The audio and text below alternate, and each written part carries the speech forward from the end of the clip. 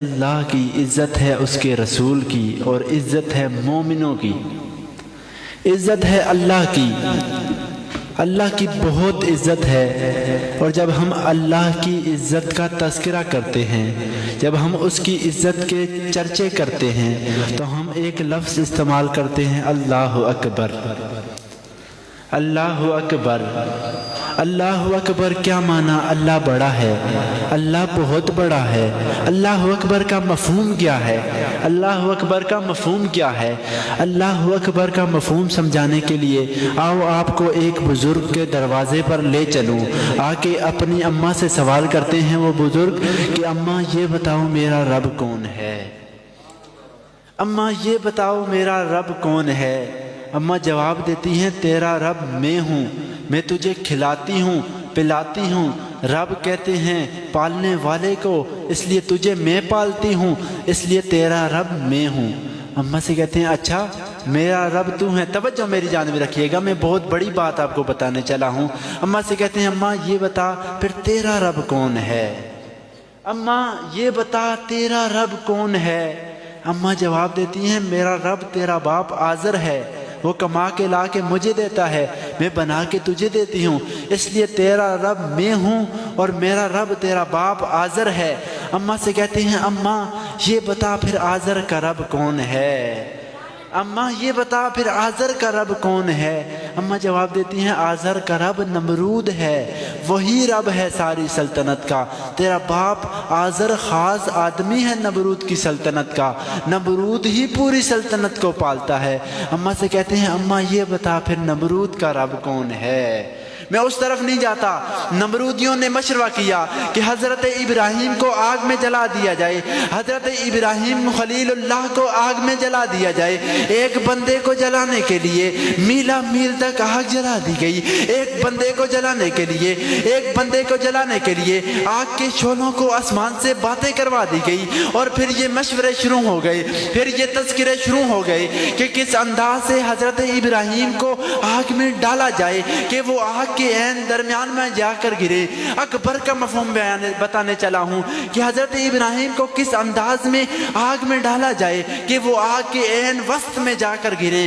ایک صاحب نے مشورہ دیا ایک بہت بڑا سا پنگوڑا بنایا جائے، ایک بہت بڑا سا جھولا بنایا جائے، اس میں حضرت ابراہیم کو بٹھایا جائے، جب بھوت بدوڑا عین سواک پر ہو، جب جھولا عین وسط میں ہو، جھولے کی رسیاں کاٹ دی جائیں تو اس انداز سے حضرت ابراہیم آگ کے عین درمیان میں جا کر گریں گے۔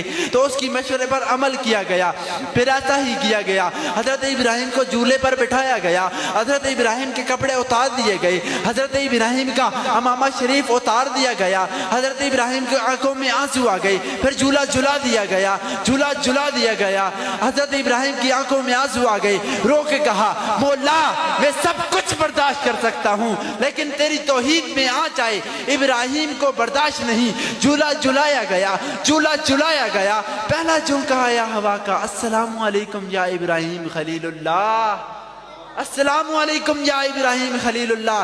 جواب دیتے ہیں وعلیکم السلام۔ کہتے ہیں آپ کون؟ آواز آتی ہے میں جبرائیل، اگر آپ حکم دیں میں آگ کو اپنے پروں پہ اٹھا کے نمرودیوں پہ دے ماروں۔ حضرت ابراہیم خاموش۔ دوسرا چونکا آیا ہوا کا، السلام علیکم یا ابراہیم خلیل اللہ۔ جواب دیتے ہیں وعلیکم السلام، آپ کون؟ میں میکائیل، اگر آپ حکم دیں میں تھوڑا سا میم برسا کے آگ کو ٹھنڈا کر دوں۔ حضرت ابراہیم خاموش۔ یوں تو نہیں کہا تھا اقبال نے خودی کو سر نہاں لا الہ الا اللہ، خودی کو تیغ فساں لا الہ الا اللہ۔ یہ دور اپنے براہیم کی تلاش میں ہے، صنم گدا ہے جہاں لا الہ الا اللہ۔ اگرچہ بت ہیں جماعت کی آستینوں میں، اگرچہ بت ہیں جماعت کی آستینوں میں، مجھے ہے حکم ازاں لا الہ الا اللہ۔ یہ نغمہ فضل و گل و لالا کا نہیں پابند، بہار ہو کے خزاں لا الہ الا اللہ، بہار ہو کے خزاں لا الہ الا اللہ۔ تیسرا جھونکا آیا ہوا کا، السلام علیکم یا ابراہیم خلیل اللہ۔ جواب دیتے ہیں وعلیکم السلام، آپ کون؟ آواز آئی میں اسرافیل، اگر آپ حکم دیں میں تھوڑا سا سیر پھونک کے آگ کو ٹھنڈا کر دوں۔ یہاں پہ حضرت ابراہیم نے فرشتوں سے سوال کیا، فرشتوں یہ بتاؤ اپنی مرضی سے آئے ہو یا رب نے بھیجا ہے؟ اپنی مرضی سے آئے ہو یا رب نے بھیجا ہے؟ فرشتے جواب دیتے ہیں آئے تو اپنی مرضی سے ہیں پر رب سے پوچھ کر آئے ہیں۔ حضرت ابراہیم ارشاد فرماتے ہیں کہ فرشتوں پھر سائڈ پر ہو جاؤ، اگر اللہ جلانے پہ آیا ہے تو میں جلنے کے لیے تیار ہوں۔ یہاں پہ جب حضرت ابراہیم ڈائریکٹ ہوا نا، ہائے ہائے، جب اللہ نے حضرت یوسف کو بچانا تھا، ان کے بھائیوں نے ان کو کنویں میں پھینک دیا تھا، تو اللہ نے حضرت جبرائیل سے کہا جا کنویں میں پر بچھا، میرے یوسف کو ڈوبنے نہ دینا۔ اللہ نے کیا ارشاد فرمایا؟ جبرائیل جا کنویں میں پر بچھا، میرے یوسف کو ڈوبنے نہ دینا۔ یہاں پہ جب حضرت ابراہیم ڈائریکٹ ہوا نا، تو اللہ نے بھی فرشتوں سے نہیں کہا کہ جا کے آگ کو ٹھنڈا کر دو۔ یہاں پہ جب حضرت ابراہیم نے ڈائریکٹ ہوئے نا، تو اللہ نے بھی ڈائریکٹ آگ سے مخاطب ہو کر کہا کہ یا نارو کونی بردا، بردا ٹھنڈی ہو جا، اے آگ تو ٹھنڈی ہو جا۔ مفسرین اکرام لکھتے ہیں اگر اللہ پاک بردا تک بات رکھتے، آگ ٹھنڈی ہو کر یک ہو جاتی۔ اللہ نے آگے لگا دیا سلاما، سلامتی والی بن جا، سلامتی والی بن جا۔